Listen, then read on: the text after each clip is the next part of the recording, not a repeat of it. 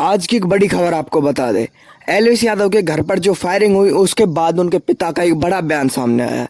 उनके पिता रामोतार उन्होंने बताया है कि जब फायरिंग हुई ये सुबह 5 बजे का समय था और जब सुबह 5 बजे का समय था तो सभी सोए हुए होते हैं और जब फायरिंग हुई तो मतलब जैसे ही आवाज़ आई तो हमें लगा कुछ हुआ है और उन्होंने कहा 10-15 मिनट तो उठने में लग ही जाते हैं। तो हमने उठ के देखा तो उन्होंने कहा मुझे लगा कि कुछ गलत है, खोके पड़े हुए थे घर के अंदर।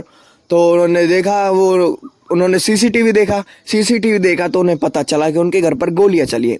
और उसके बाद उन्होंने बताया कि मैंने 112 पे कॉल की और 100 नंबर पे कॉल की और जो कि 10-15 मिनट बाद सभी टीमें यहाँ पहुँच गई, सभी मीडिया यहाँ पहुँच गई।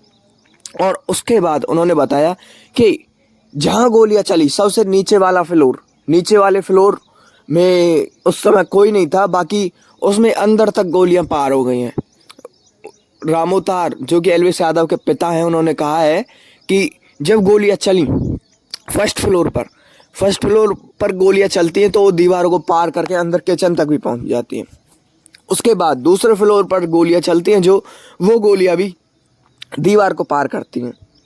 और उन्होंने बताया कि दूसरे फ्लोर पर मेरी जो माता जी हैं वो रहती हैं और अगर मेरी माता जी अगर वहाँ से बाहर आवाज़ सुन के बाहर आती तो उनके साथ कोई भी हादसा हो सकता था। उन्होंने कहा कि अगर हमें कोई आवाज़ सुन के बाहर निकल आते बालकनी में तो हमारे साथ भी कोई हादसा हो सकता था, शायद आज हमको आपको यहाँ ना देखते।